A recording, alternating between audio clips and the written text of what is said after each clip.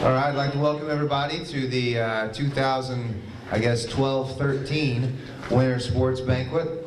This is always a very enjoyable time for a lot of us, but you know, speaking about myself, because it's sort of a culmination of several seasons. You know, throughout the winter, I get to see our boys basketball team and girls basketball team and wrestling team, and then of course our Emeralds and cheerleaders. I get to see them perform and compete quite a bit, and you kind of start to really, well, you always enjoy it from the beginning, but it gets better and better as the season goes on, and this is kind of, like I said, the culmination, and it's a great time for parents and coaches and players to celebrate both the team and individual accomplishments of our kids.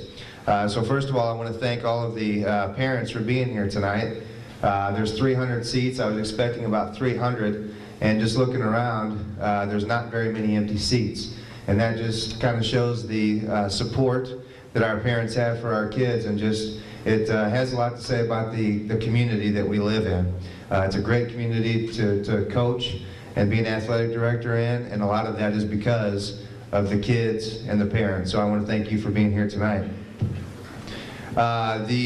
Really quick, an announcement. It was brought to my attention a little bit earlier that boys basketball senior night, with it being the two snow days in a row, we went ahead and had senior night on that Friday anyhow, and we didn't have the senior baby picture insert, but I'm going to have to turn that down in a minute.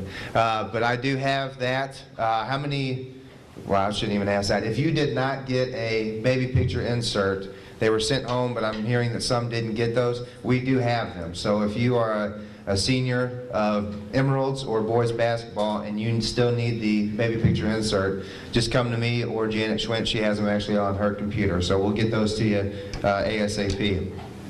Now, the gentleman standing over here to my far left, Mr. Kellen Stiegel, is going to do our invocation. So Kellen, come on over.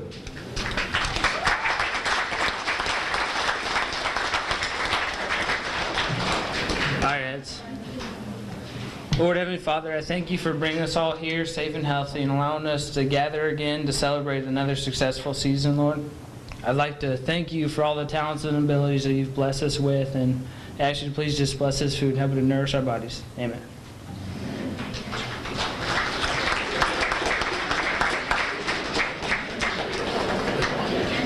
Thank you, Kellen. Nice job.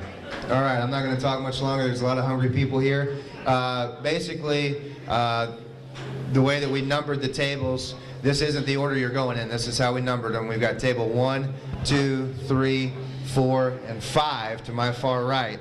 And the order of the that you're going to eat in, the head table will eat first, obviously. Table 1 will be next. 4, 5, 2, and 3, I'm sorry. Head table going up.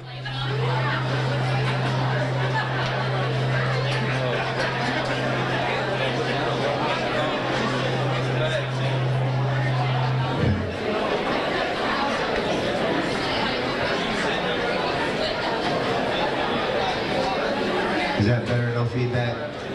Good deal.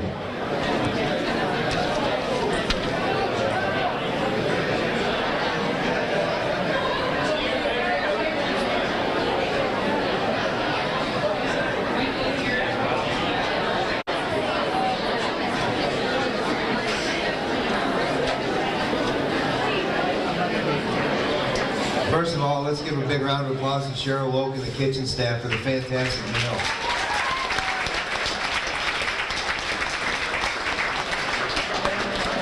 Those ladies always work hard and they never disappoint. Also, I'd like to thank our sports boosters. We have 4 fantastic officers who work tirelessly behind the scenes, all volunteer. Work very hard at banquets and concession stands and things like that. And of course, they do a lot of work with these banquets as well. So I'd like to give them a big round of applause as well.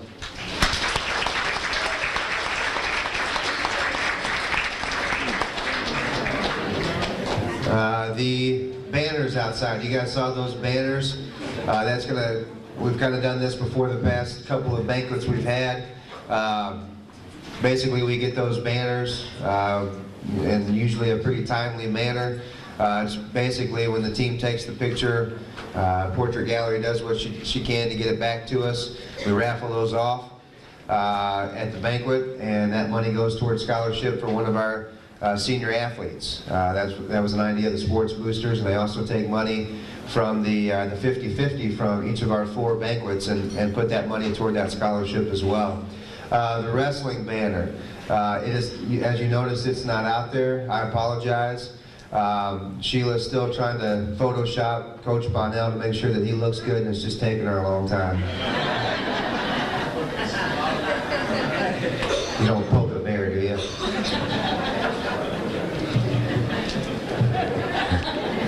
Okay, I'm not going to do much talking. I'm going to go ahead and start turning it over to the coaches. I do want to introduce the coaches really quick, and I'll start to my far left. We've got our head girls basketball coach, Josh Banks. We've got the assistant girls basketball coach, JV, and that's Jordana Hall. We have our assistant winter cheer coach, Christina Bunyard. Our inroads coach, Alyssa Schwint. Our head cheerleading coach is Megan Keeker. And of course, our head wrestling coach, Jared Bonnell. Our volunteer wrestling coach that puts in a lot of his time for nothing, Mr. Justin Roth. Shouldn't take from nothing, it's good experience, both character. Assistant wrestling, Brian Yeck. Assistant wrestling, Gary Oxford. Our JV boys basketball, Mr. John Robinson. Freshman boys basketball, Mr. Brian Kraft. Head boys basketball, Mr. Rob Coleman. And another volunteer coach that does it for the love of the kids, Mr. Clayton Geck. All right, this evening we're going to start with cheerleading. I'm going to turn it over and let Coach Bunyard speak first, and then Coach Keeker will come up after her, and then I will come back up at that point.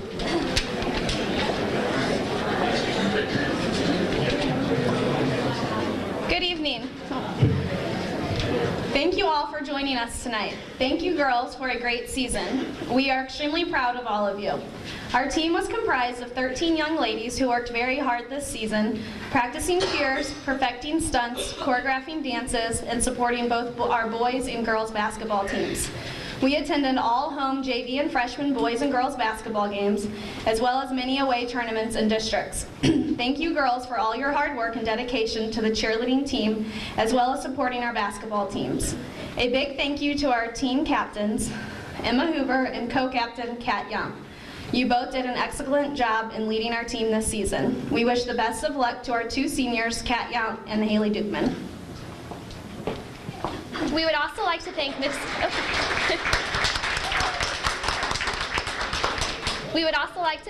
Nix, who did a tremendous job of helping us throughout our season. We truly appreciate all that you've done to make our season a huge success. To the parents, we truly appreciate all of your help in making sure your child got to and from practices. And some of you were with us beginning in June, so thank you so much. And as I call your name forward, please come up to receive your award. Haley Dukeman. Right here, okay. Katarina Yant. Emma Hoover.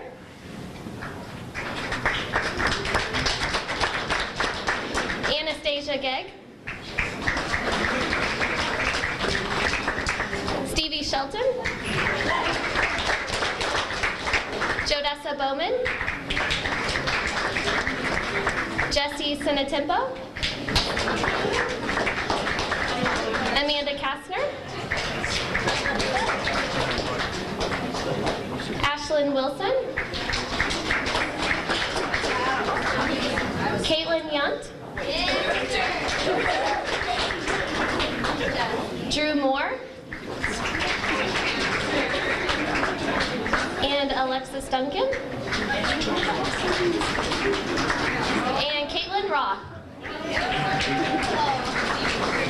I think all these girls definitely deserve a huge round of applause.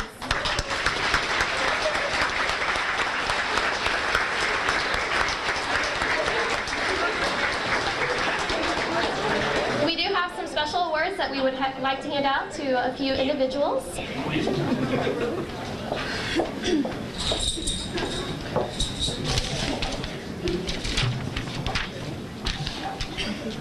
This young lady has shown tremendous leadership and dedication to the cheerleading squad this season. Whenever anything needed to be accomplished, she was the first to help and always made sure it got completed. She helped to create many cheers and even a dance during the season.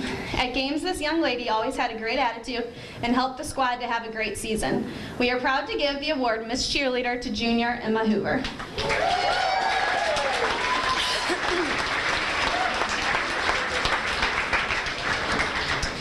This new cheerleader led our squad with lots of spirit. She always had a smile on her face and showed lots of school spirit. She was continuously eager to be involved in stunting groups and loved performing. We are happy to give the Miss Spirit Award to freshman Alexis Duncan.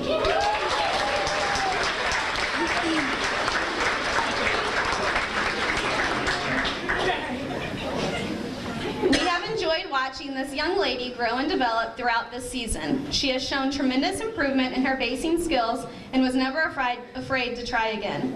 She is also a positive and encouraging cheerleader that is a great role model for the squad. We are eager to see what great things this young lady does in the upcoming years. The award for Most Improved goes to sophomore Jessie Sinatempo.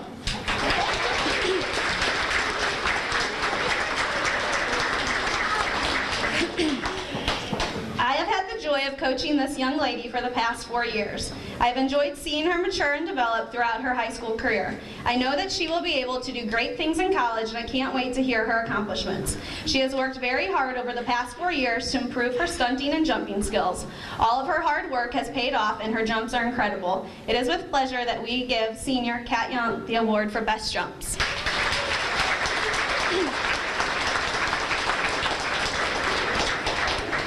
And finally, this young cheerleader has worked very hard this season. We've been amazed at practices how great her splits are. I was shocked the first time I saw her stand against the wall and move her leg up behind her and stand in perfect splits. I'm glad we came up with a stunt to showcase her great ability, and we are proud to announce that freshman Drew Moore receives the award for Best Splits.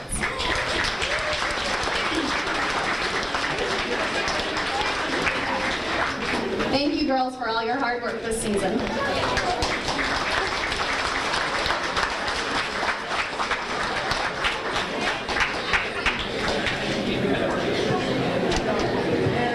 Thank you, coaches.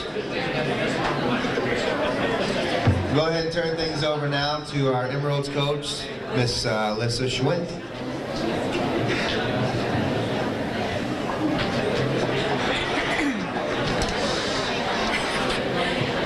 Good evening.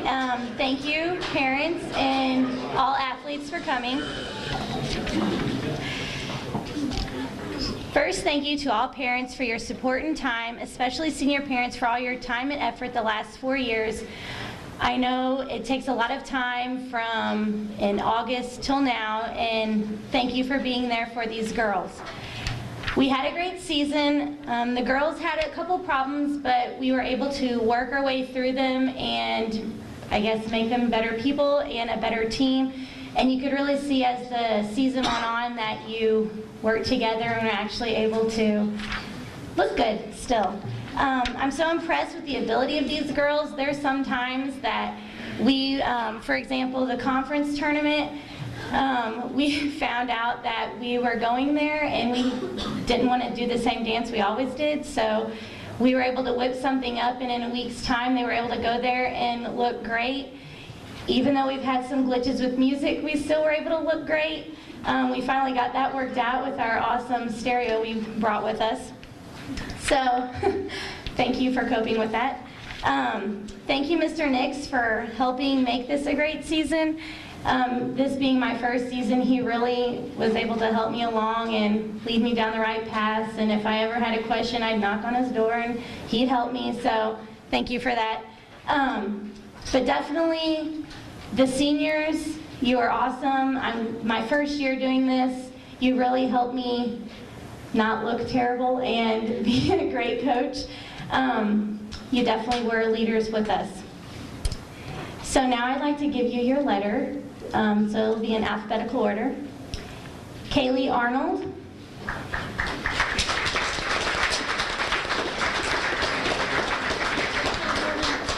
Jordan Bader.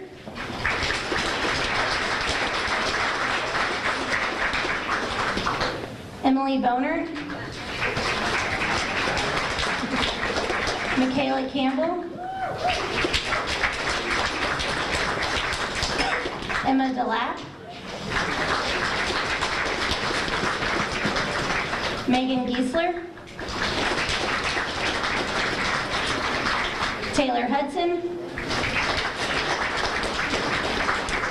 Kayla Keene. Caitlin Palmer. Mackenzie Roth. Haley Sitter. And Alyssa Benz.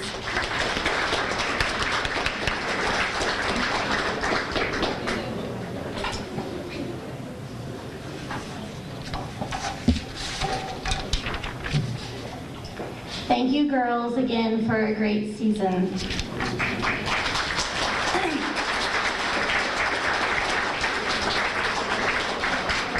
I have 6 awards that I'd like to give 6 of these girls for being outstanding and among other things. I'd like to start with Outstanding Sophomore. She was able to really show leadership as a sophomore, and you can see that she's going to be great as her Emerald seasons go. Miss Caitlin Palmer.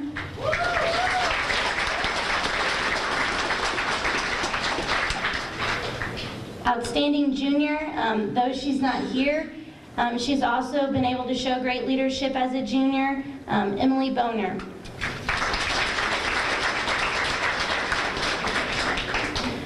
Our Outstanding Senior Award goes to someone who is very supportive and shows leadership, not to mention her awesome, graceful dancing skills. I just love to watch her dance at practice, Miss Kaylee Arnold.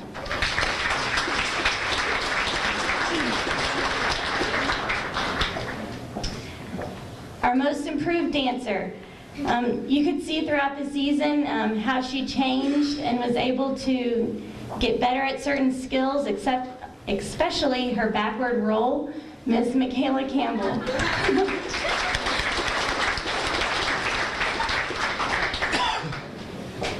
Our Miss Congeniality Award goes to someone who laughed all our practices, and she showed us some different moves for sure, Miss Emma DeLapp.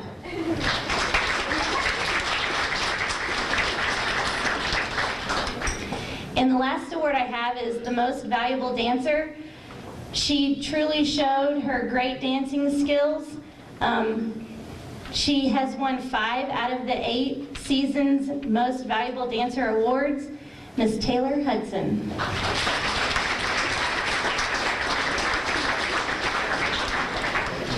Again, thank you.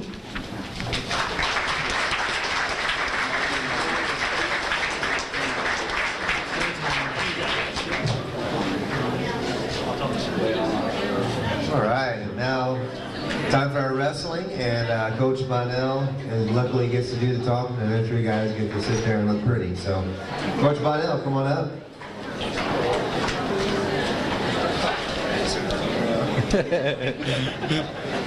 Good evening, everybody. Now the moment you've all been waiting for. I'll try and keep it as brief as I can. First off, most of you know me. I'm Coach Bonnell.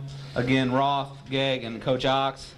Without these guys, great seasons wouldn't be possible. They take a big load off my shoulders when things get a little hectic. So I really appreciate them. Special thanks goes out to Nix. Not many people know he does so much behind the scenes. Literally, these programs could not run without him. Does a great job, and we appreciate him. As well, I'd like to say thanks to the administration, faculty, the custodial staff. Long nights, weekends. That's pretty much the story of wrestling. You know, it's a dedicated season, as of all the sports here are. But we put in a lot of time, and they make things as comfortable for us as possible.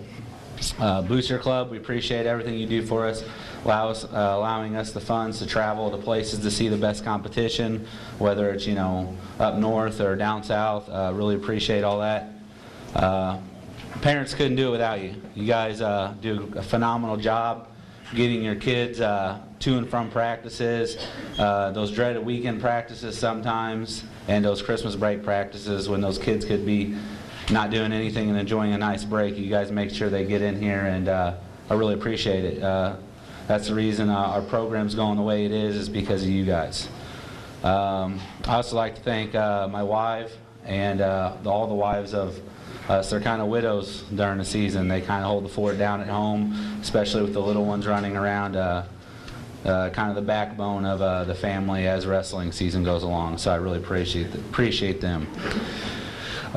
Real quick about our season. Our dual record was 17-5. I think that's the best dual record I've had since I've been here.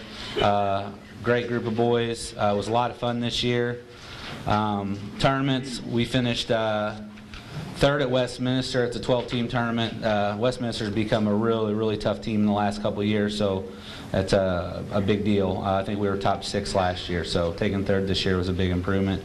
Farmington duels, we were second out of 10 teams. We lost the championship duel to those dreaded Knights. Hopefully we'll get them next year. That's still on my to-do list. I want that one bad. Tiger Classic, this is the best. They finished third. It's a 16-team tournament. That's the best finish this team's had in 10 years of that tournament. So that's a pretty big improvement and something to be proud of. We hosted a dual tournament with a 6-team dual tournament. I think top 4 teams in the state were there. We took third out of 6 teams. It was a very tough tournament. The state championship, Oak Grove state championship team was there, and they wrestled outstanding. It was a real good tournament. It was good to see some good matches at that level. Branson, they said we took second when we left, but then I got a call from Coach Pittman saying that he messed up some of the scores, so we really finished 4th there, but that was still a good finish for that tournament. That was out of 14 teams, so nothing to be disappointed about there. SEMO Conference, it's one of those tournaments that we're the smallest school in it, but we always finish the top 3. Again, we took third this year, placed behind a Class 4 and a Class 3 team. Hopefully we can improve next year and bring home that conference championship. District, we won our 9th straight district championship this year, which was kind of cool to do it at home, especially for some of the seniors. I think this group of seniors had their our first district here and their last district here, so that was kind of cool for them.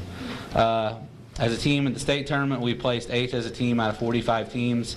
Guys, it's not nearly where we want to be, and I know I'm never happy. I won't be happy until I get that state championship, but we're moving in the right direction.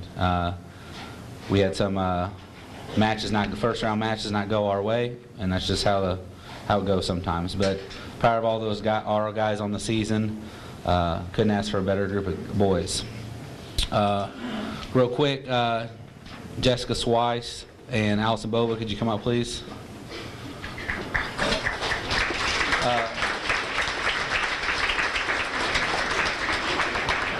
Our varsity manager isn't here. She had to work for a lady that had some medical issues, so that's Casey Shelton. But these girls were our JV/varsity fill-in managers. They do a lot. They did a phenomenal job for their first year, being kind of drug into it. I kind of forced them into it.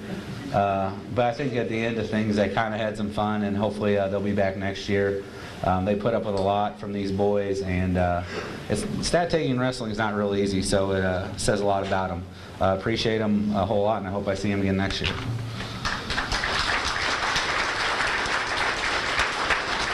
I'm going to talk a little bit about the JV wrestlers. JV wrestlers, when I call your name, come up here. If you could please hold your applause till the end of the JV wrestlers. So we're going to start off with our 106-pounder, Wes Dickens. Actually, he weighs about 92 pounds soaking wet. And he did wrestle some 113. Him and his brother went back and forth this year. These kids, the Dickens brothers, never stop moving. Never. He had a 13-2 record. He had 3 varsity wins. He was first at the Jackson fight and second at the JV SEMO conference. A lot of potential. I see big things from him. They get in the weight room, and I think they could be he could be in our varsity lineup next year. Wade Dickens, come here. Come on, boy. Wade also wrestled. He ended up wrestling more at 106 at the end of the year than he started. He had a 14-4 record. He didn't get to wrestle any varsity matches this year, but I foresee him wrestling a little bit of varsity next year. Hopefully he'll crack the lineup. He was first at the Jackson Invite and the first at SEMO conference, JV SEMO conference.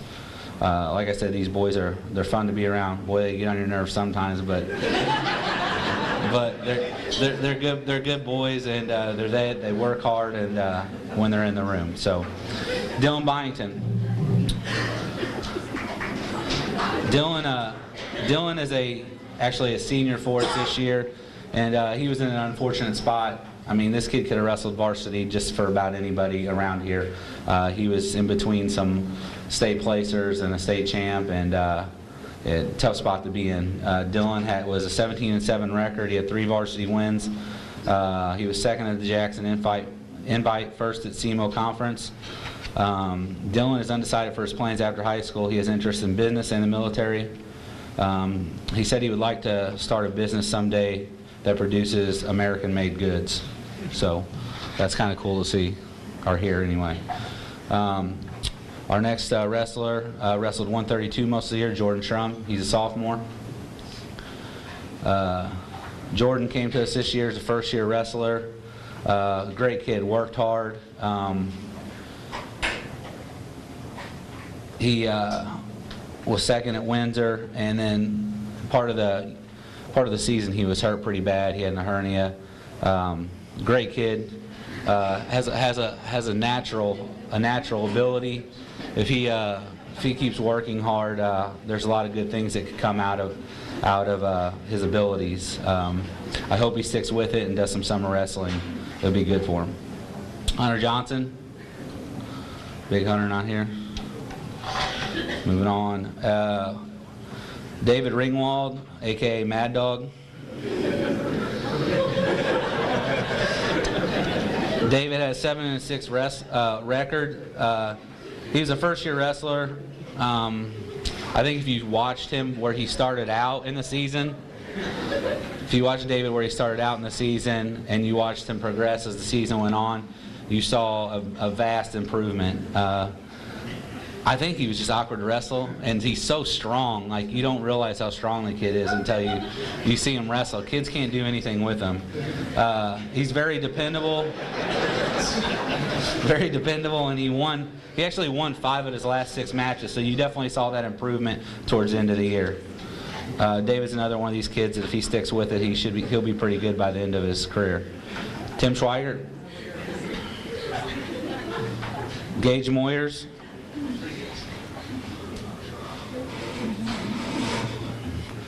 Gage had a tough year. First year wrestler, you know, he was in a lot of matches, winning a lot of matches, and would get caught right at the end. His record doesn't nearly, doesn't really stand out on how well of a wrestler he is, how well he does, and how hard he works. I see a lot of potential in him, and it's just one of those things that summer work will. You'll see blossom if he does the stuff he needs to do in the summer. AJ Gons. AJ was a freshman. He wrestled 170. He really weighed 160, 159 all year long. He was 9-7. He took second at the Windsor Invite, second at JV Conference. Some of the kids refer him to as the gangling one because he's so long and lanky. But he's fun to watch. He goes out and leaves everything on the mat and goes after it. I hope he comes back. He was a joy to have in the program this year. Gabe Harmon. Gabe was 13-5 with 2 varsity wins. He took first at the Windsor Invite, second at the Jackson Invite, and second at SEMO Conference. I could literally see this kid's knees knocking when he went out for his first varsity match. He was so nervous. He was going to the table. I was like, "You all right? You nervous?" And he goes, "Yep." And went out there and stuck the kid. It was pretty awesome, and it was a good kid he wrestled too. Again, he has so much potential. It's these kids don't realize what a summer of wrestling will do for him. Hopefully he'll hit the weight room a lot like most of these other kids this summer. Dalton Campbell. Dalton Campbell was 2-9 this year.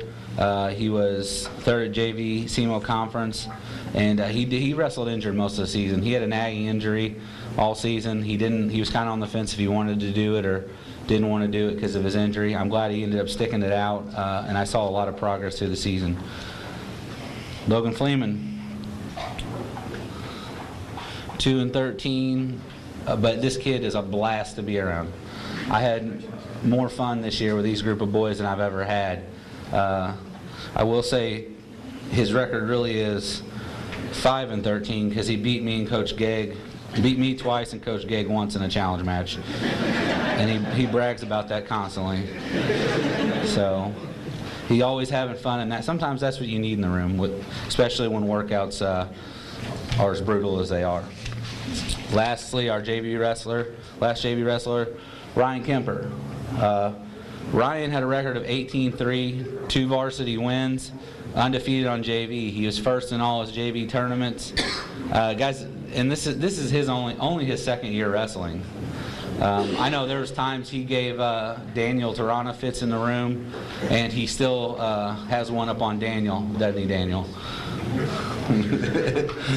So, outstanding kid, fun to be around, always has got his nose in a book if he's not wrestling.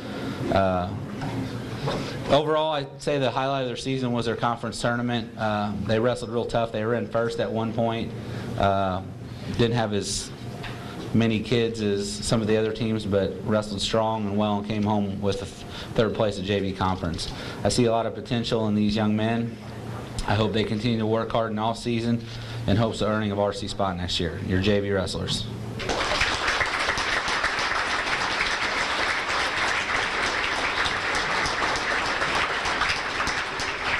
You guys may sit down. Varsity, we're going to do the same thing here. Starting off with 106, team captain Ryan Grieshaber. He was 31-14 on the season.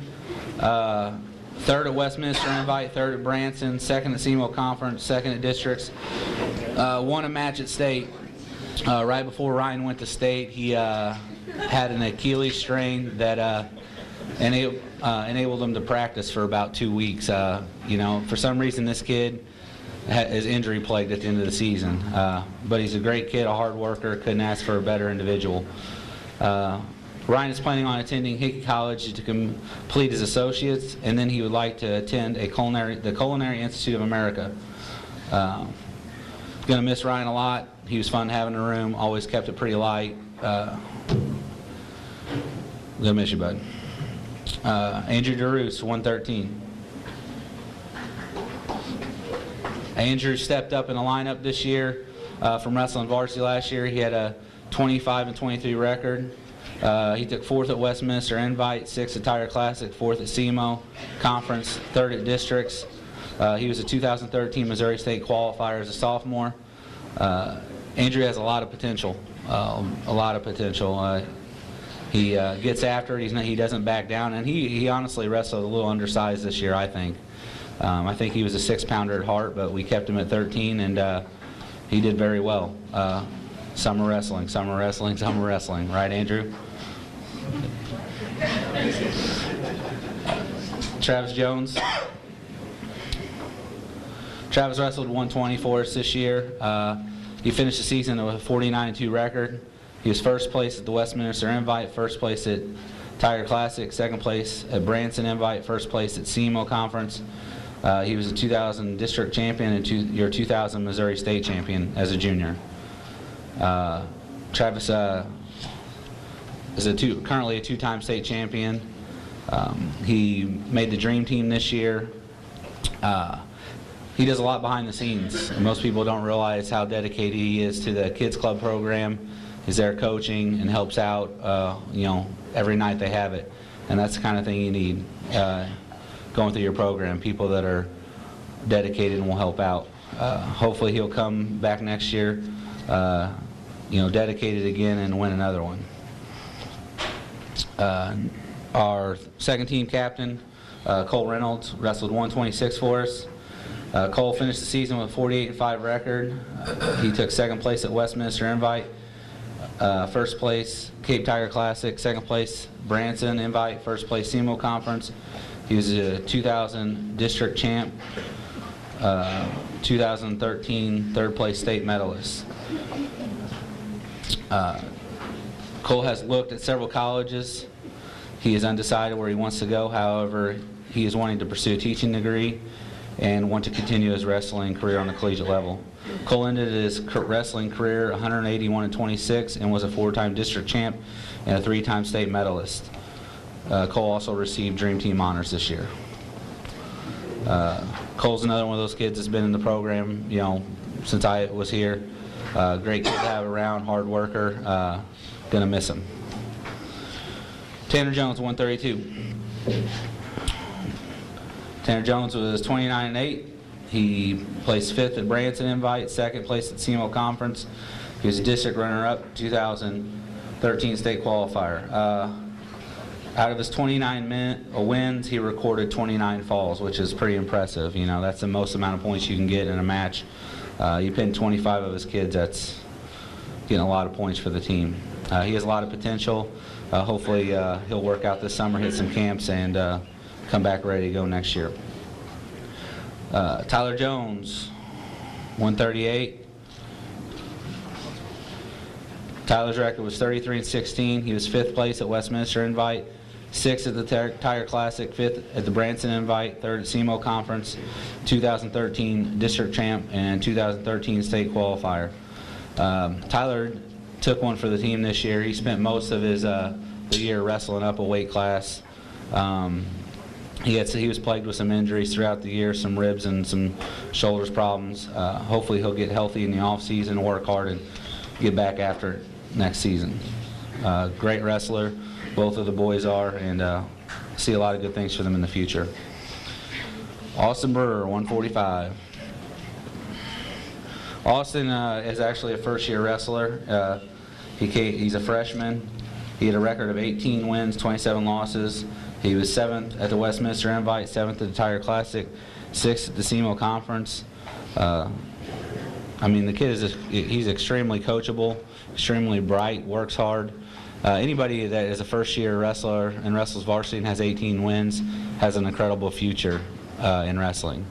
And he has, like I said, he's willing to work hard, willing to earn it, and that's what makes him extremely fun to coach. He's got a little funk to him too. 152 Wyatt Hahn. Wyatt finished, he was also another freshman in our lineup this year. Finished the season 33-19. Placed 6th at Westminster Invite, 6th Tiger Classic, 3rd SEMO Conference. District runner-up, 2013 state qualifier. He went 1 and 2 in state. Again, it's a lot like he's been wrestling a little while. I don't think he opened up at times, but I'd say probably about 9 of his losses he was winning, and just had a freshman moment. Again, a very bright future. This kid is going to be a 3-time state placer, if not a 3-time state champion, if he gets in and works hard. Just extremely good athlete, strong, and has the desire is the big thing. 160, Ethan Vaith. Ethan finished the season 30-23.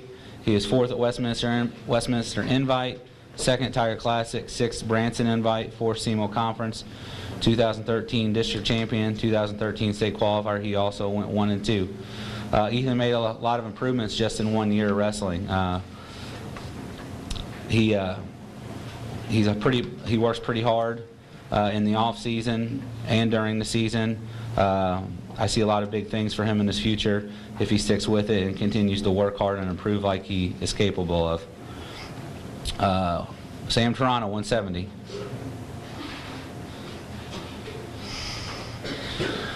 Sam finished the season 24-21, 7th at the Westminster Invite, 7th at the Tiger Classic, 6th the SEMO Conference. Sam, obviously most of you know he's a freshman. He's not as big as his big brother, but he was in a very tough weight class for a freshman to be in. 170-pound class is a lot of men. I mean, well-developed, big, strong kids, and Sam hung in there, and he really made big improvements from after Christmas on. I think he was starting to have a little more fun. I expect big things out of him in his high school career, and I wish him the best of luck. Corey Heberly, 182.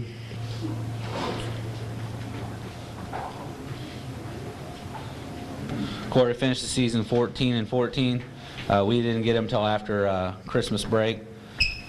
He finished 6th at the Branson Invite, 6th at SEMO Conference, 4th at the 2013 districts, and he was a 2013 state qualifier. He went 1 and 2 at the state. Corey has a lot of potential. Again, I sound like a broken record up here sometimes, but I can't stress the importance of summer wrestling to parents and to these kids. It makes all the difference in the world. A lot of those state champions or state placers you see next year did wrestle it all summer long.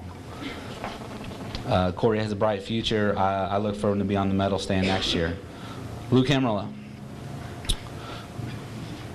Luke Hemmerle finished the season with 30 wins and just 21 losses.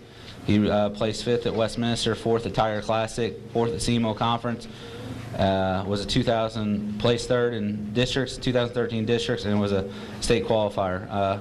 I think if you talk to Luke, he would tell you how disappointed he was in the season, but Luke improved so much from last year to this year.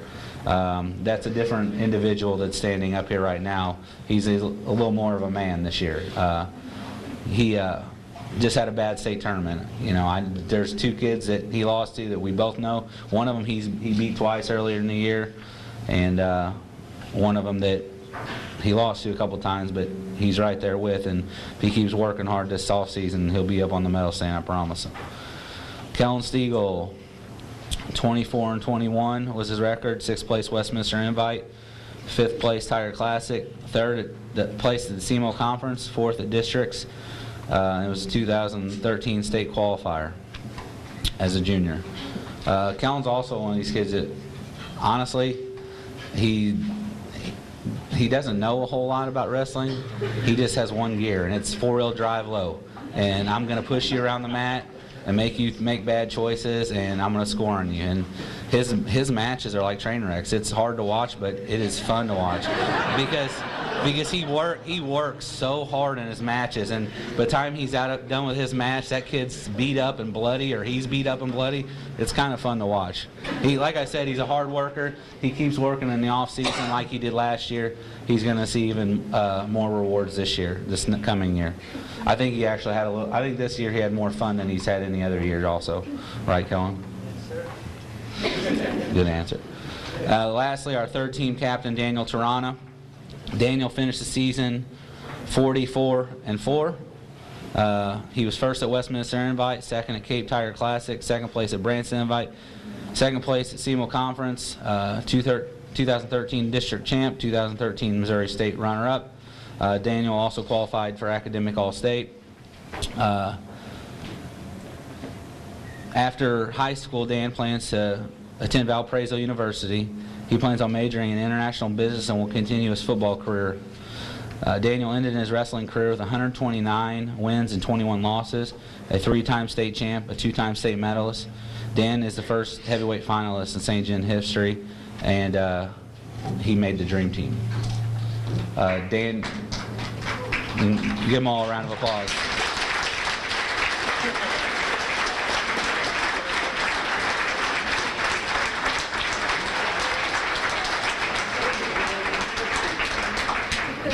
Daniel is a great kid, and there's not too many like him. I mean, I really think if I asked him to jump off a bridge, he'd look at me weird, but he's like, all right, where's it at? You know, he's one of those kids that does anything you ask, everything you ask. He's a great leader, and he's going to do great things with his life. Okay, you guys can sit down. We just got some awards to get through, and we are finished.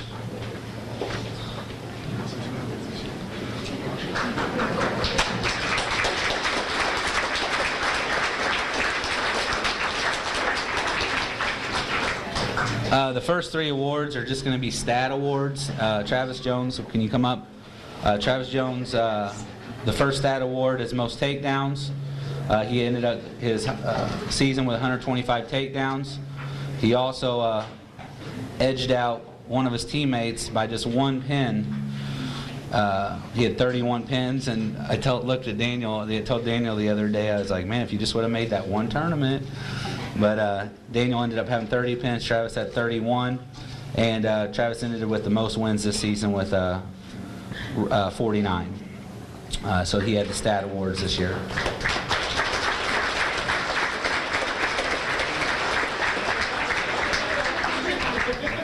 Most improved was kind of hard for the coaches. We talked a lot and felt that most improved award should go to Andrew Drews this year for stepping up in a varsity role and wrestling really well throughout the season and a very tough schedule. So we'd like the most improved award go to Andrew Drews.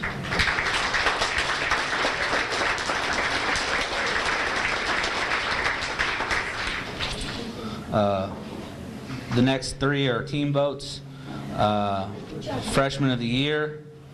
This is for, freshman that really catches everybody's eye, works hard, as a team leader, as a young person, and that would go to White Hahn.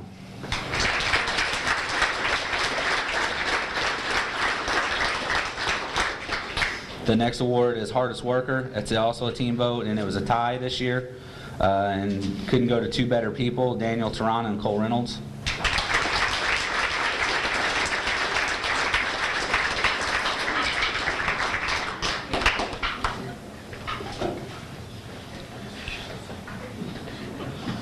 Most Valuable Wrestler award was a team vote, and it was voted Travis Jones as the most valuable wrestler. He was a 2-time Missouri State champion, and as a junior. So that's pretty impressive. Congratulations.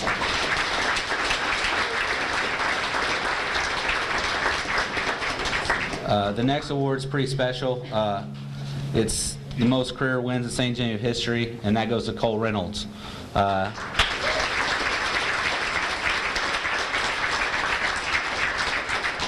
There's been a lot of great wrestlers come through this program, and that's something that he can hold with him forever, well, until it's broke. Hopefully it won't be broke for a little while, but that's still pretty awesome, Cole. Cole had 181 wins.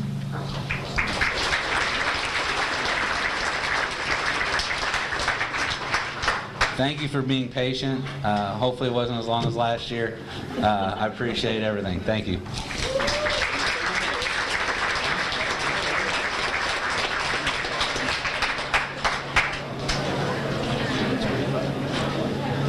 Great job, Coach Bonnell. I like listening to you, man. You do a great job.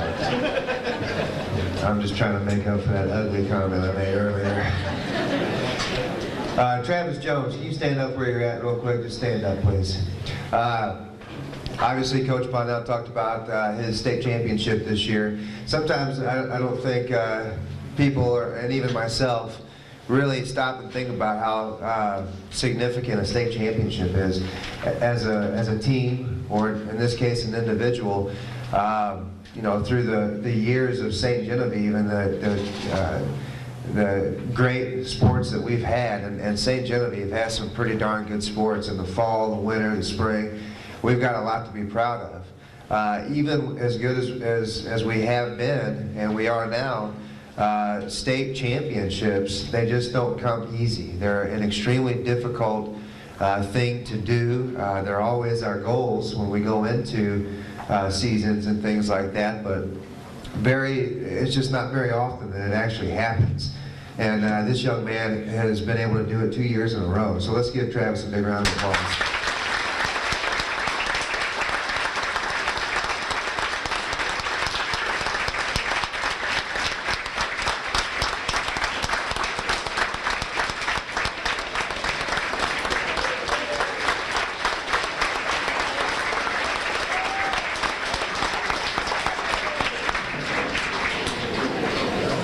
That's all he needed was a standing ovation.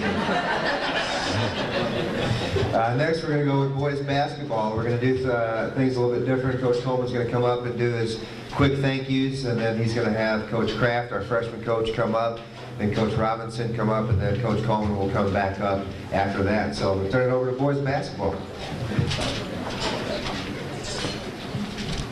All right, I want to get the thank yous out of the way so we don't hear a bunch of repetition here, but I want to start off by thanking the boosters for everything they do putting this together. It's great to see all the awards and stuff that the kids get with the busy season that we do. Don't get to see a lot what the other groups do, so it's nice to see. Thanks to the administration for all the support and being at the games. Coach Nick's obviously everything that he does for a long season. I'd like to thank the media and their coverage, covering our games, kind of getting our kids' names out there. They do a good job, the papers, the radio stations, and prepcasts. I'd like to thank the dance team, the band, the cheerleaders, coming to the games. It really makes a good atmosphere, and I'm sure the players appreciate it. I'd like to thank the parents for all their help and support. They do a good job. And in the summer, specifically in the off season, we do a lot of traveling, going to Branson. During the season, taking care of towels, water bottles, selling tickets at the games. And just being supportive of the staff and what we do as coaches. I hear a lot of other coaches complain about their parents and some of the stuff that they have to go through. And I can honestly say I've never had any problems with our parents. The meals that they put together, especially Shelly Dallas and Jamie Drury. We do meals after school sometimes, or sometimes a sack lunch when we have to get on the bus real quick. I know that the kids appreciate that, not having to run to go eat somewhere before the games. I'd like to thank my assistant coaches, Coach Robinson, Coach Kraft, and Coach Geck, for all their hard work. They put a lot of time in, and it's a pleasure to work with those guys. I think we got a good camaraderie and get to work well together. I'd like to thank our managers, Amanda and Nick, for all they do, keeping stats, filming the games. Coach McDaniel for keeping the book at away games. He travels and does that for us. Most importantly, I'd like to thank my wife, and I'm sure Coach Robinson and Coach Geck would like to thank their wives, for putting up with us. It's a long season. We're, a lot of games during the week, and we get home late. Was it the other night? The season has been over for a week, and I'm sitting on the couch drawing up plays, and my wife tells me I need to stop. Just kind of a thing we're always doing. So we appreciate what they do, and want to thank the players. The parents have raised a fine group of boys. This is one of the best seasons we've had as far as issues on and off the court. I can't really think of any. They do a great job in the classroom. Usually at the end of the year, we always get an email from Coach Nick saying that our kids have gotten awards for the grade point average. And so these are a great group of guys. Hopefully they've got qualities such as hard work, dealing with adversity, and being part of a family. That's things that we really preach throughout the season. And then preparation. We don't really talk a lot about wins and losses. We really focus on, do they work hard in practice to prepare themselves for the game? And if they do that, then we're okay with the outcome. So thank you, players, for a great season. As far as our program goes, this might be the first year that on all three levels, I think we've had a winning season. We had great records on the freshman and the JV side, and our varsity was right at 500. So it looks, the future does look bright as long as they keep working. So from there, I'd like to invite Coach Kraft to talk about the freshmen.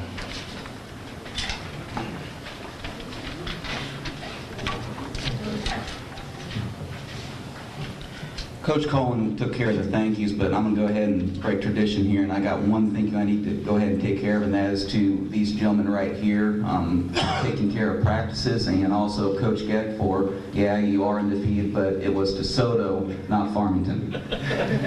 Still a big win. Okay. Talk about the freshman season.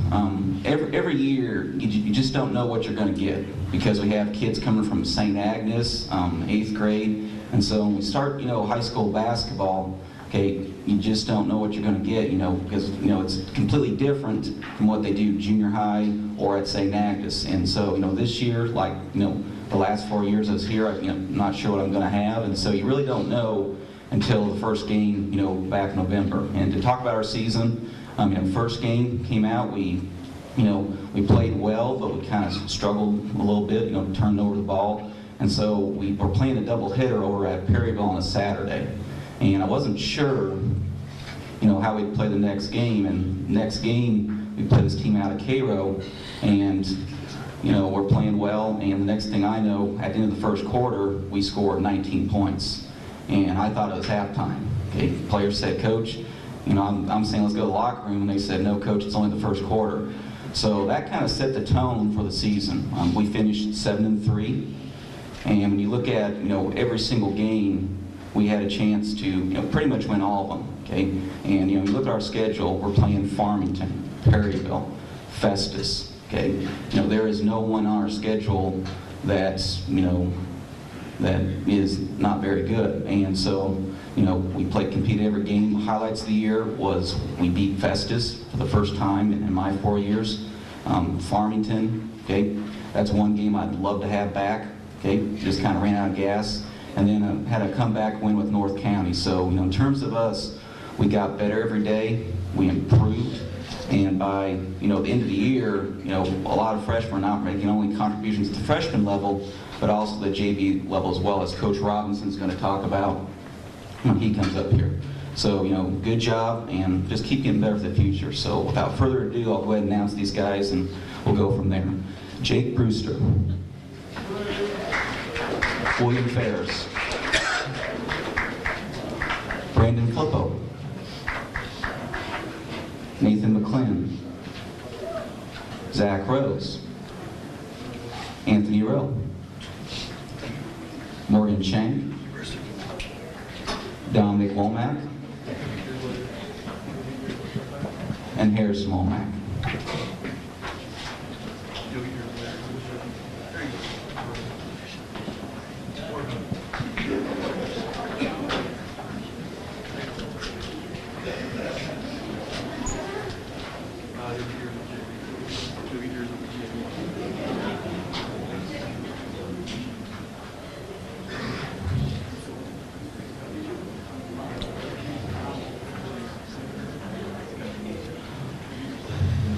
Once again, guys, great job on the season. You improved a lot during the season. I was proud to be your coach, and good luck next year. And on the JV level, let's make it 2 in a row against Farmington. Thank you.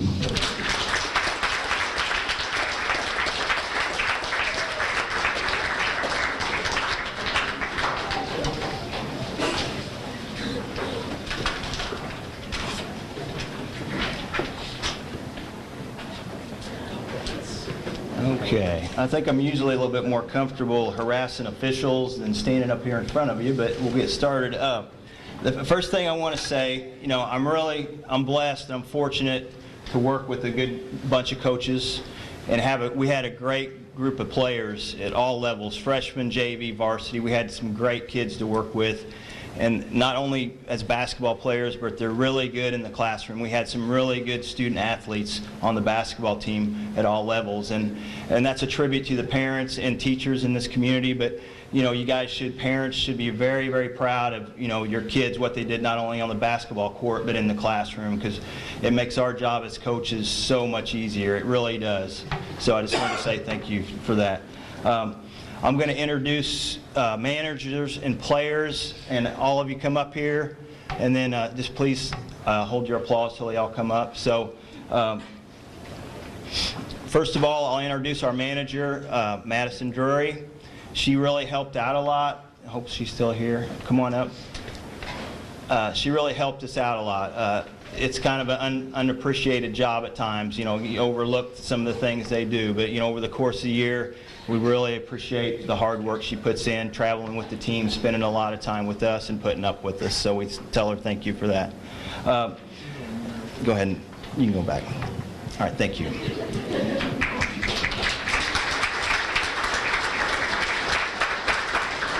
I want Drew, come on. Drew Schmelsley, please come on up.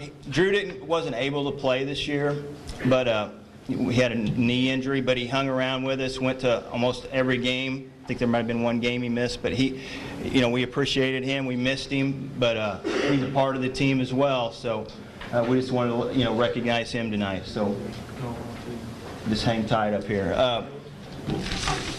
I'm going to introduce the players. We had a lot of freshmen, sophomores, juniors on the team. So I'm going to introduce them in order of their jersey number. So number 1 was Nathan McClin. Come on up. We had 2 co-captains. We had 2 captains on the team this year. One of them was number 2. That was Clayton Mueller.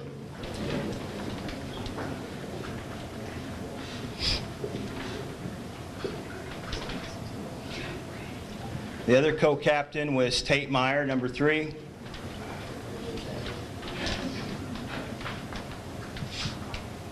Need Tyler Billings to come on up.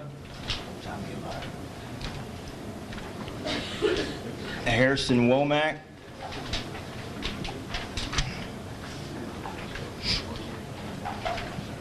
Vance Womack. Tyler Lip.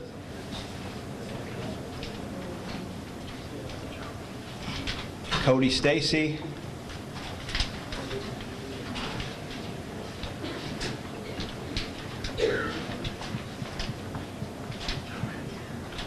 Brett Bader and Jake Brewster.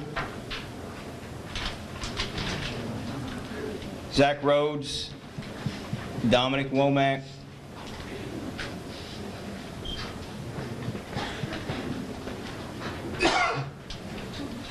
Antonio Davis.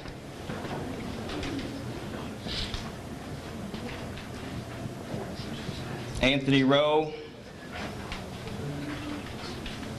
Morgan Shank.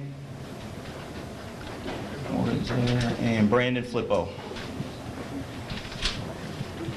I want you guys to hang tight up here. I want to kind of brag on you guys a little bit. So stay up here so they can recognize you and honor you for what you've done this year. But I want to go over some of the highlights of the JV season. We had a really good season this year. Some of the accomplishments the JV team did this year were 16-win season, had 7 losses. They were champions of the Crystal City JV tournament. We took second place in the Meadow Heights JV tournament, and we lost to a really good Poplar Bluff High School JV team. We were champions of the JV Old Settlement tournament, and I think that's the first time we've done that at St. Jen, has won our own tournament. So I appreciate, that was a great job. We beat a very good St. Pius team and a very good Perryville team in the championship. I think probably the thing I was probably the most proud of, we won a couple of tournaments, but the thing I was probably most proud of, we won our JV tournament here at home without our leading scorer. Tate Meyer was our leading scorer, leading rebounder for the season, and we won that tournament without him playing. You're only allowed to play in 3 tournaments a year, and we were going to save him for the tournament for the varsity team, so he didn't play in that tournament. So these guys stuck together as a team, and we beat some really good basketball teams that week, and we won our own JV tournament without our leading scorer, without our leading rebounder. So that tells you a lot about this group, that we really played as a team all season long, and that was the thing that I'm most proud of this year. That same week that we won our own tournament, we beat Farmington here at home for the first time, and I don't know when. We beat them by 9 points, so that was one of the highlights of the season as well. So that's always a good thing to do. So also, conference-wise, we only had one loss in the conference. We lost to a very good Park Hills team. It's probably the best JV team in the area. We lost to them on a last-second shot at the buzzer. The kid hit a three-pointer at the buzzer, or we go undefeated in conference play.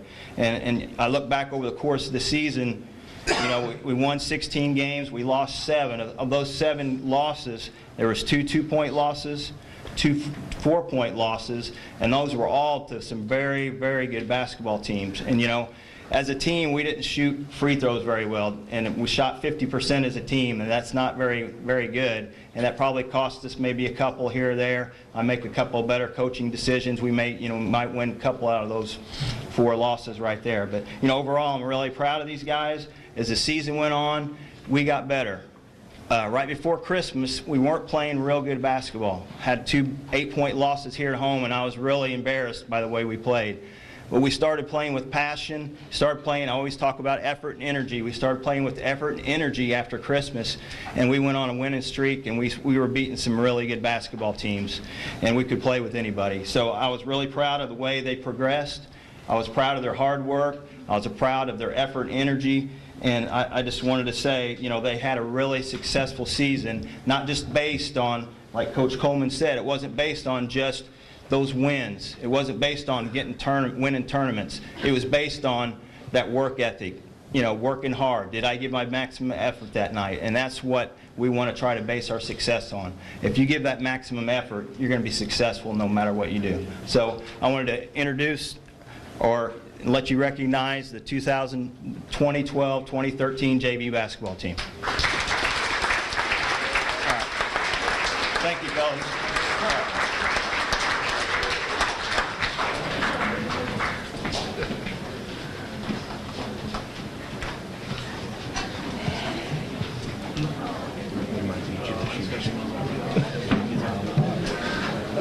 All right, now to move on to the varsity.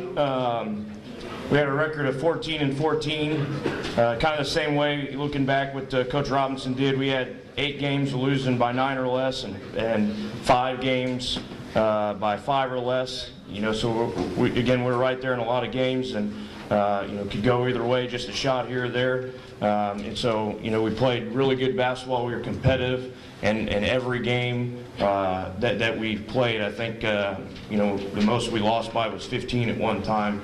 And so the guys really worked hard. Having so many upperclassmen was nice. They kind of took control of the drills and knew what was expected. You know, and that's why we had so many good seniors that some of these juniors, unfortunately, you know, played down on the JV to get the playing time I'm sure they wanted.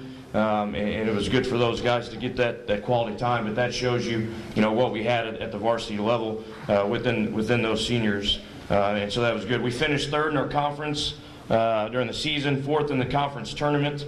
You know, we had a big win against Bismarck, who was like 19-3. One of the best games our guys played. You know, and so that was good during a conference tournament. Actually, you know, we kind of talked about Farmington just because that's kind of the top team, you know, that's been in our conference. And we had them at home and down by 5 at the beginning of the 4th, tied with 3 minutes left, and just kind of let that slip away. So again, that kind of shows us that we're on the right track. We had a balanced scoring, you know, which is tough for teams to guard. We had about 4 guys averaging double digits. At any given night, any one of those guys could go to 18 or 19 points, which makes it tough. One of the best years of only averaging 13 turnovers, which our goal is 12 as a season.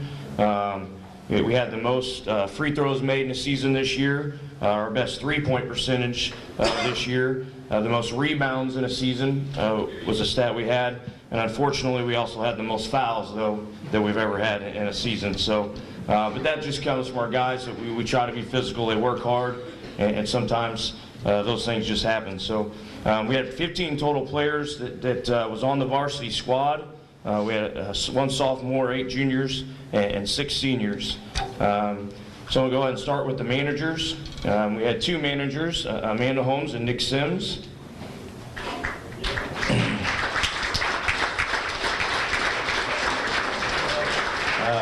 Let's see Amanda. This was her first year. She pretty much did all the filming for us, which is nice. I know the freshmen like it because usually if we don't have somebody do that, they've got to do it. So I'm sure they enjoyed it. And you know, it was just nice to have her always there. And then Nick's been with us for 4 years.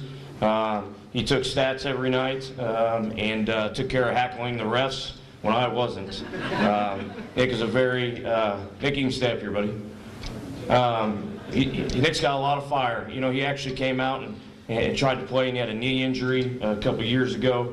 And so he did a great job. I'm glad he stuck around in the program. You know, again, he was a good guy to have on the end of the bench, and we appreciate everything he's done. Tate Meyer also got to draw us on varsity. He did a great job giving us another big guy off the bench and showed us a lot of good things that we'll be looking for in the next couple of years.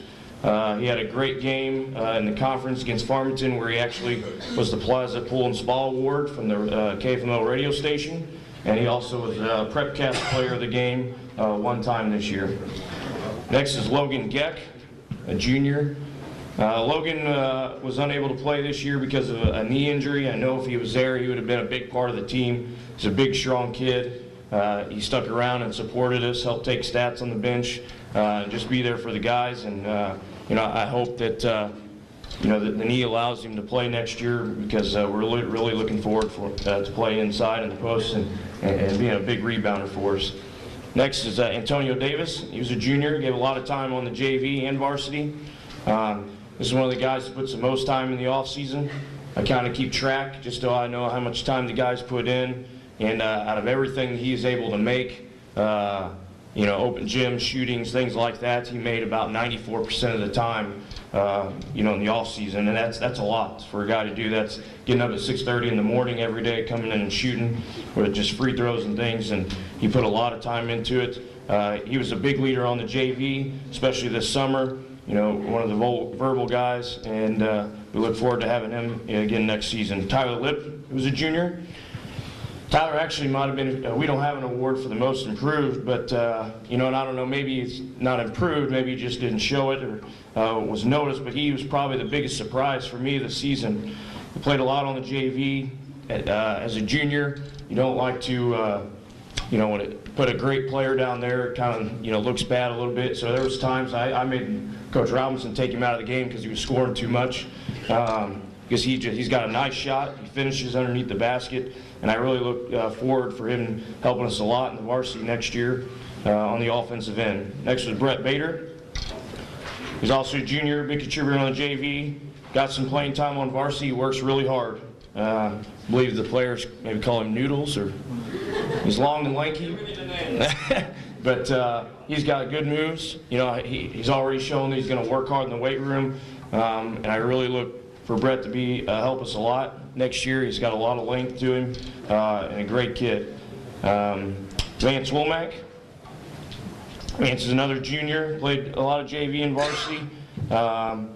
He's another guy. You know, him and Antonio kind of got together, and he was another guy that put about 95% of the time in the off season, and it was a huge help. Again, you know, looking him and Bader next to each other, hopefully they'll keep working in the weight room, and you know, not too many teams can say they have this kind of length on the floor, so I look forward to it. Next is Derek Meyer. Derek played junior, played the varsity this year. In my opinion, he's got the most potential of anyone. You know, he's got the long body, kind of like the two guys before him, but he's also got the ability to play the perimeter. Last year was on the JV, he was actually the point guard a lot of times. So it's good to have that kind of length and be able to play both inside and out. And again, you know, just to look at the three standing there, that's a lot of length and hopefully a lot of size. Is something that we kind of didn't have in the past few years. So I look forward to having him too. Brennan Dallas. Brennan's a junior. He was a starter all year long and was our best outside shooter. He led us in three-point shooting and was one of our leading scorers. Late in the season, teams really started denying the ball and not let him get those easy shots. A lot of times we talk to coaches, they're the guy that he talked about, you know, we can't let get on a roll, because when he got on a roll, he could really light it up. he's only a junior, so I really look forward to him being a huge player next year. He was a PrepCast Player of the Game 3 times. He made the Crystal City All-Tournament team.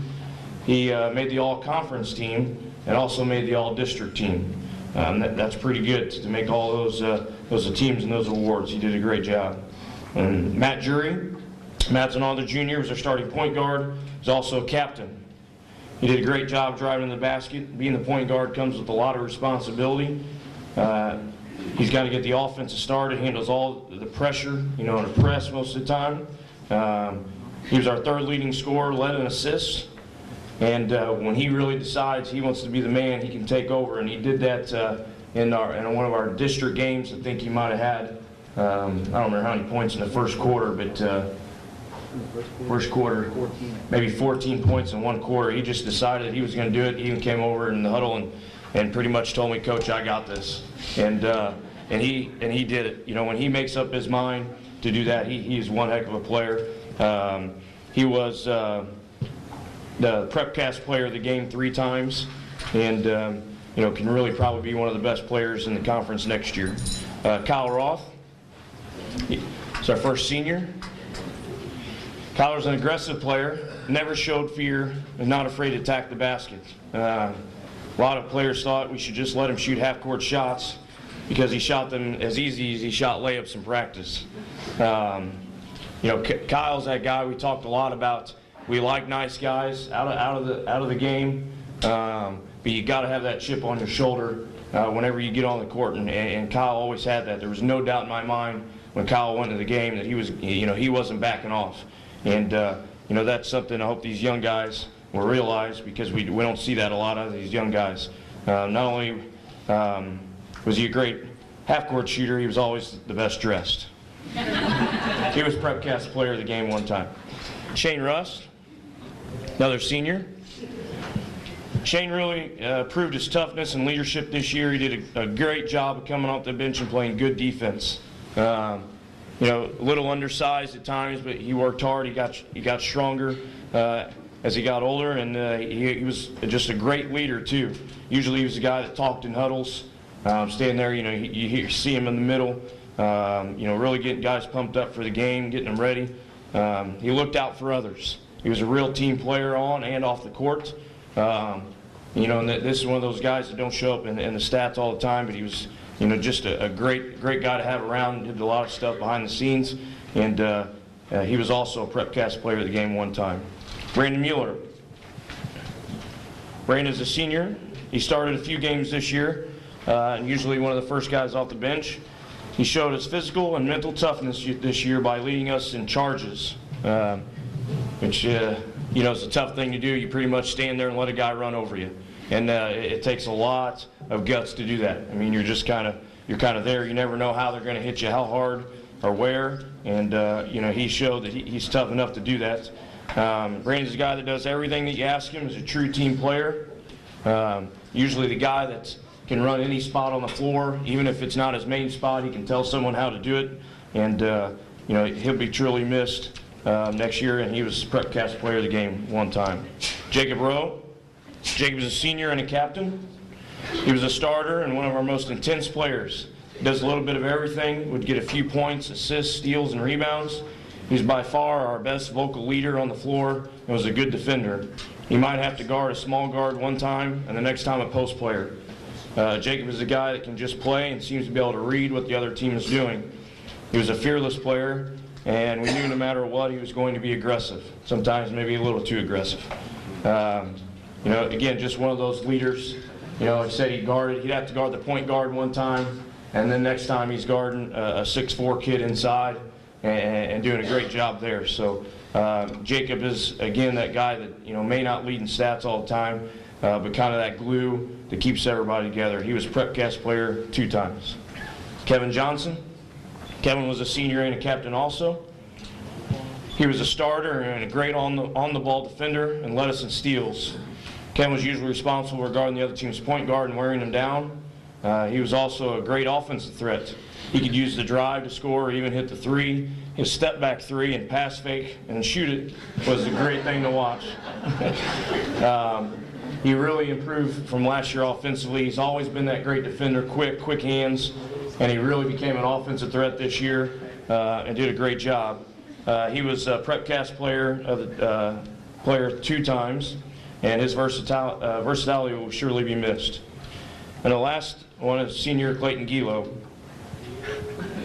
He was a starter and our big guy inside. He really could take over a game when he wanted. He was our leading rebounder, led in blocks, led in scoring. When Gilo was on the floor, we were at our best. He was a great free throw shooter. Not too many times, too many teams want their big guy at the end of the game when you got to hit free throws to want the ball in their big man's hand, and that's who we wanted. You know, if they were pressuring, going for steals or fouling, we made sure he was the first guy that caught the ball, and he makes a lot of big free throws down the road and late in games. He was a PrepCast player of the game 4 times. He also made the all-conference team and the all-district team. And this is our varsity team for 2012-2013. Thank you. We do have some awards to hand out. Our leading rebounder, I believe it's the 2nd year in a row, is Clayton Gilo. He had 253 rebounds.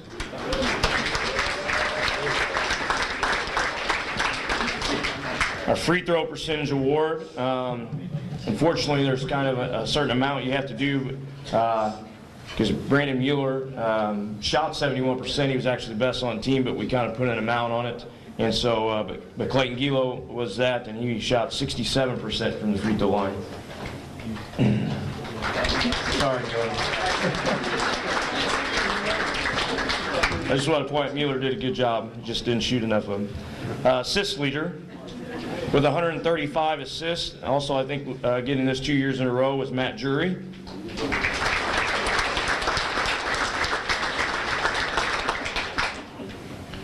Our tenacity award, and this is just kind of that toughness. Doesn't really go on any stats or anything like that. Guys that that we know is going to give everything when they're out there, play tough.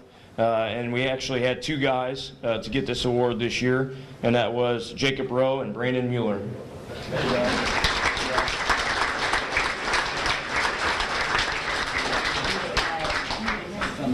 Our defense award goes to the guy with the most steals. He had 59 steals, and that was Kevin Johnson.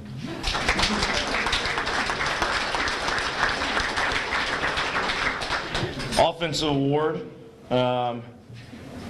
Again, this is a guy that most coaches talked about. They knew they had to stop him if they had a chance, and that was Brendan Dallas.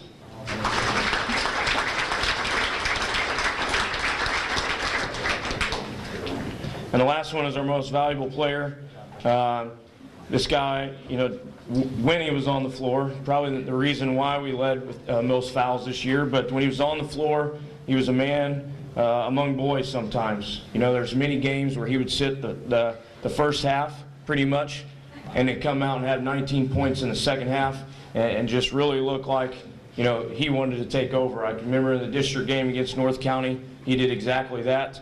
I had so many people after the game say, what got into him? Was he sitting there just thinking this could be the last game, and then when he finally got in, he exploded, and maybe that was it. But he actually led us in scoring, led us in rebounding, great free throw shooter, led us in blocks, and that was Clayton Gilo.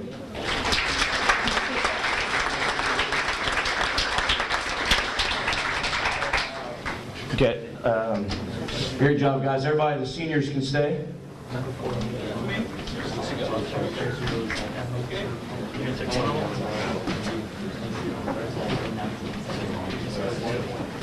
First, we got one thing for the seniors is a book by John Wooden. Coach Robinson really made this idea. This is something we read from actually a lot.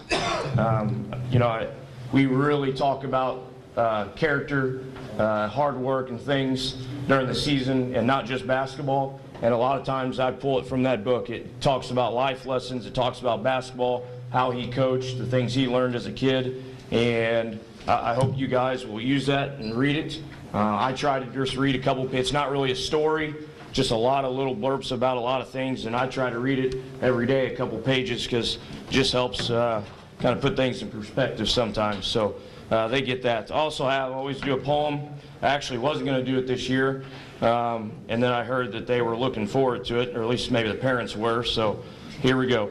The group of seniors from 2012-2013, they hit the ground running with passion and heart, with the intensity and attitude right from the start. Your efforts and courage were always noticed. Wins and losses don't show success, it's the way that you practice. Not only are there great players, but gentlemen with pride. I'm so glad they took me along for the ride. Amanda Holmes, she did a great job always filming in the stands, such a big help allowing me to create future plans. Nick Sims, keeping the stats and yelling at the refs with intense fire, doing a great job, become a student that I admire. With a step back, Kevin Johnson, with a step back shot and a great defender, leading in steals, counting on him taking extra food at the pregame meals. Shane Rust, with little man syndrome, he showed his might, a leader in huddles, played with toughness every night. Jacob Rowe, probably our best leader, always talking on the floor, played with passion and heart, can't ask for much more. Clayton Gilo, using his fouls, he was the man inside, really unstoppable when he made up his mind.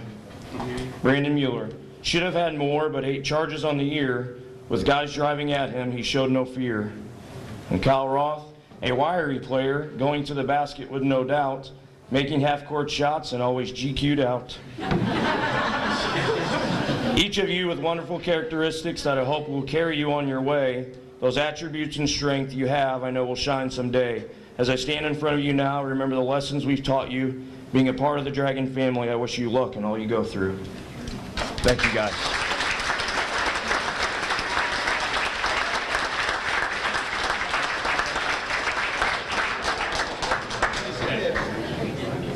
Appreciate it, Coach. Appreciate it.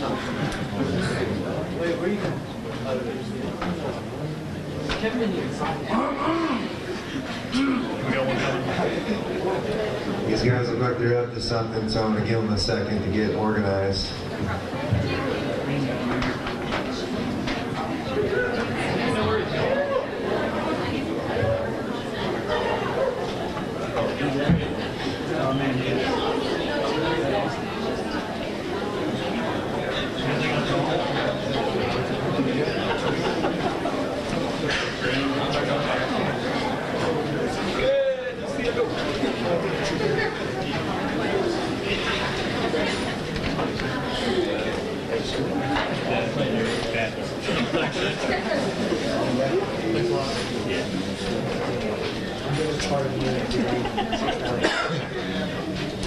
All right, thank you, coaches. That was a great season to be able to be a part of and watch. It was very fun. And last but certainly not least, we're going to go to our girls basketball program, and Coach Banks is doing Coach Walker a favor. He's going to do all the talking tonight. So we're going to turn it over to Coach Banks. Hang in there, we're almost out of here. First off, wanted to thank the following, obviously, for helping and contributing to our girls basketball program this year. Obviously, thank you to the boosters and administration, Sports Prep, Daily Journal, St. Genevieve Herald for their coverage of our girls. The boys basketball coaches as well as the wrestling coaches for always working together during the season to allow practices and the use of gyms without complaint or stepping on anybody's toes, and that makes a big difference also. My first year JV coach, Jordana Walk, and all the effort that she has helped me with and the extra time she has put in our program. Also the 4th, 5th, and 6th grade kids and their parents this year, also who've been engaging in basketball practices during the season, and hopefully will continue to do so as the years progress in the future. And finally, of course, the parents who help contribute with our girls all the time with driving to practices, Monday night league, donations, fundraising, camps, shoot-arounds. They say it takes a small village to raise a child. There's no doubt about that. This year, we finished the regular season this year at 11-14 before closing out a loss against North County. I'm sure it wasn't the record many of the girls had envisioned starting out at the beginning of the season. We had a smaller group of overall about 18 girls with just 2 seniors this year. We're a young team as of right now, but unfortunately some of our better conference and district teams are also young as well, so we're all in the same boat. So hopefully we'll refocus, grow as a group, and as individuals going into next season. It's definitely an expectation that I feel is neither unrealistic nor unattainable.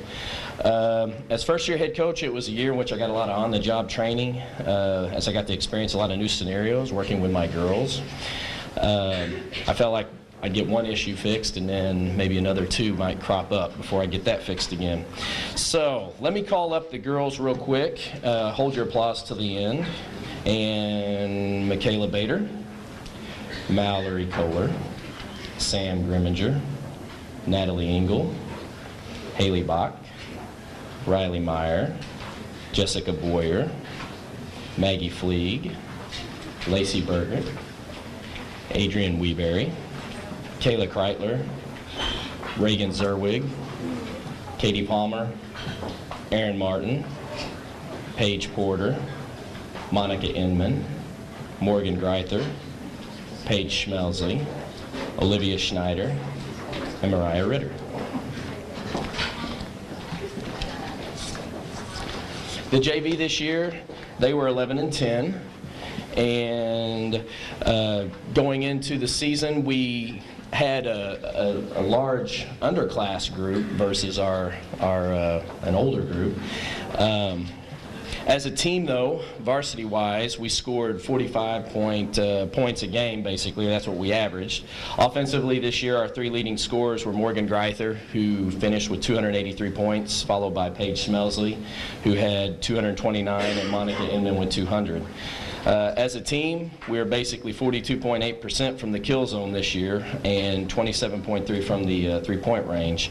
Our leading three-point shooter was Erin Martin, who shot 30.6% from the tray. And our leading free throw shooter this year was Reagan Zerwig, who hit a strong 65.4% from the line. And as a team, we only hit 50.8%, so she did really well. We finished the season, like I said, hitting 42.8% from the two-point range, but if you knew what we were hitting before we got to that point, it was a big increase. I think at the time we were only hitting 29%.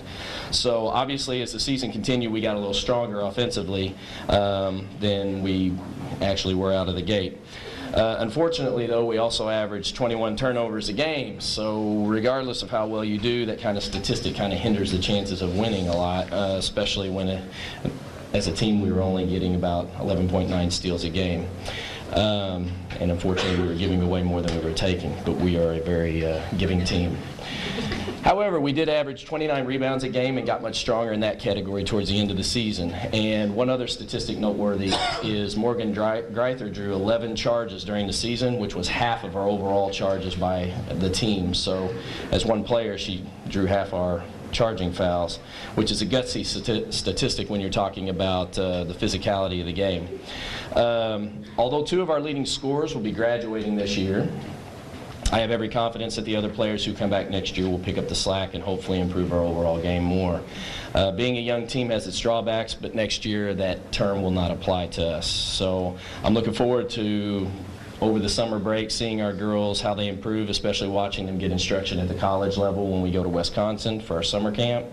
And lastly, before I break out this season's awards, I'd like to give a heartfelt thanks to my 2 managers. They basically spoiled me this year. I never had to fill out my scorebook, dealt with my computer program, deal with water bottles, towels, having the referee sign the book, videotaping, anything really, because they were just nails with dealing with all those issues. So it really lessened my load, and I know that sometimes it's a thankless job and it doesn't get the respect it deserves, but Mariah and Olivia, I definitely appreciate you, and I really, really hope you come back next year and work with me again. All right, so for the awards this year, we give out 4 awards. One's offensive, one's defensive, most improved, and most outstanding player. For the offensive player this year, that would go to Morgan Greither.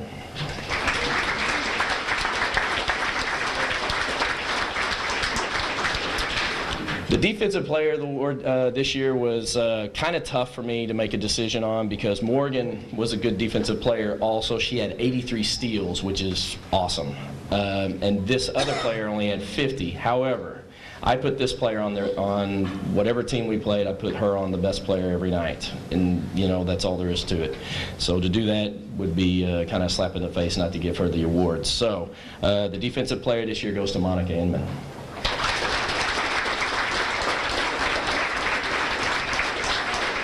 Now, most improved player, that was really tough. We had a lot of girls who showed a lot of growth this year. I mulled over it in my mind over and over again. Natalie Engel really made some contribution, especially at the end of the year. I think she had 27 points in her second to last game. I had two sophomores who basically elevated themselves to the starting role. Maggie, I thought she did fantastic in her development as a ball handler and a defensive player. It was just a tough call.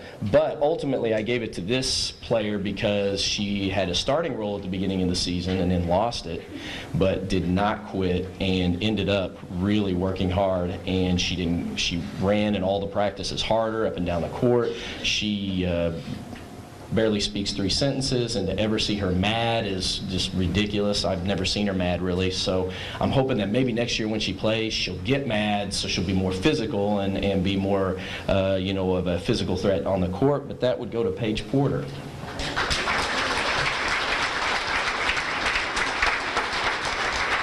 The last award, which is the most outstanding player of the year, this is voted on by the team as a whole, so it's kind of in the fate of the entire team and their decision and who they think.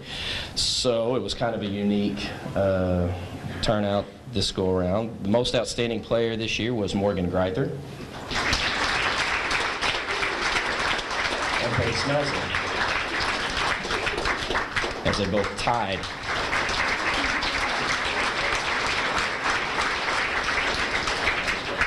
I really want to brag on Schmelzley and Greither this year. These are two girls who I have no doubt will be successful in whatever endeavor they choose to go to after high school. They both have great work ethic. They're intelligent young ladies. They're very goal-oriented, and anytime they put their mind to something, they stay focused on it and they achieve it. They don't settle for less. They can be a little hard-headed too, but that's probably a good thing. I have one more thing before we go. I have one more thank you I want to give. This person, she's not here naturally, but she gets frustrated with me from time to time during basketball because it takes away time from her. Schedule conflicts which arise during practices and seasons, and then she gets to be around me when I'm grumpy after practices and games, and listens to me rant and rave sometimes during the ups and downs of the season. But in the end, I'd like to say thank you to my daughter Hunter, because just like her dad, she's hard-headed and sometimes hard to deal with, but she puts up with me, and sometimes it's hard to put up with me. So, ladies and gentlemen, your 2012-2013 girls basketball team.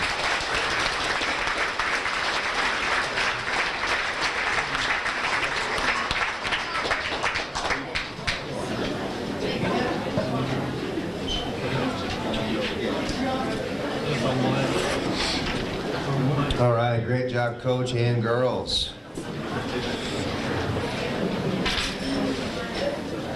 Okay, a couple things really quick.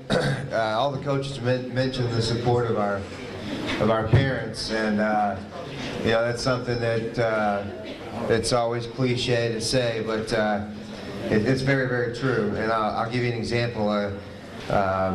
Some coaches from a school about 30 minutes from here, and I'll let you guess which direction, noticed our parents in the fall. These particular guys coach in the fall and the winter, and noticed our parents and the support that they give our kids, and in conversation asked me, like I knew the answer, why don't our parents support our kids like that?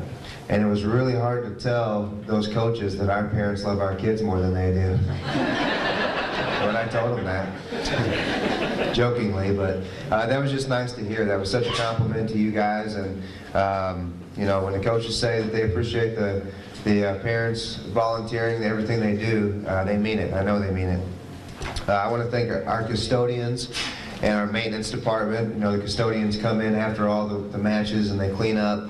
That's not a fun or easy job to do. And the maintenance, they always have to fix things. And I'm constantly calling Keith Schweiss and his crew and calling Brian Kreider and his crew and asking for them to fix things or clean things or do this and do that. They're very easy to work with, and no matter what I ask them to do, they're always very cooperative. I want to thank Mr. Mercer and Mr. Haney. With as many events we have, home and away, it's pretty tough to get to everything. It's impossible to get to everything, and they help out a lot and split that up. Coaches. Of course, I have to thank all the coaches because in this business, without there being another athletic director in the district, I have to make conversation and ask questions and work a lot with other athletic directors around the area. And you know, I hear sometimes athletic directors talking about how difficult things are, and most of the time in their job, and most of the time it's because of difficult coaches. And I truly believe that my job is so much more enjoyable because I have great coaches and great professionals to the left and right of me. And finally, go ahead, we'll give them a big round of applause.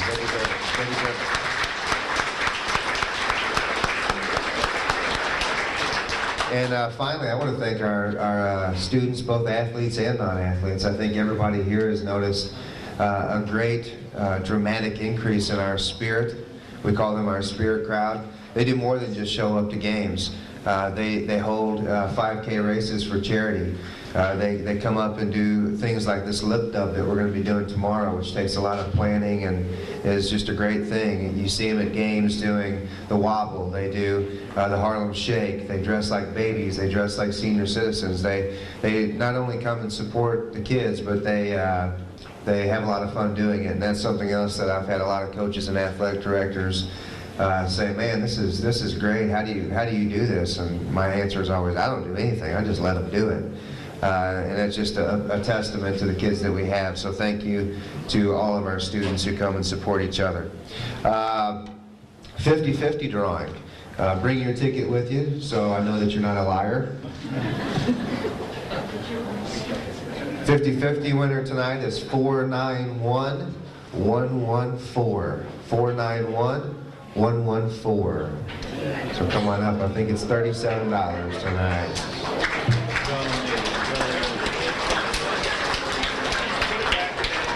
What's it? Okay, sounds good. Sounds good. Thank you, Jeff. Jeff donated it back.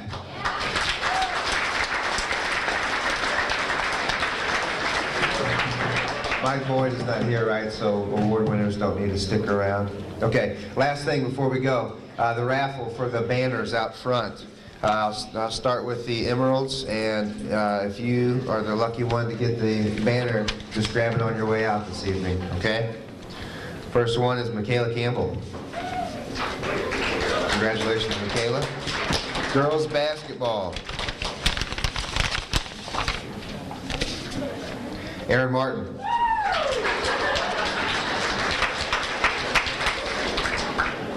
Boys basketball. Michelle Gilo. Cheerleading.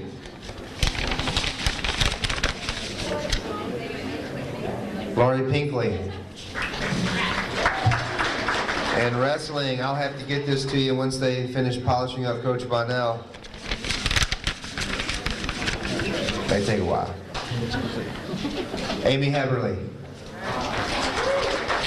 Okay, without any further ado, we'll go ahead and wrap things up. Thanks for coming tonight. Drive safely.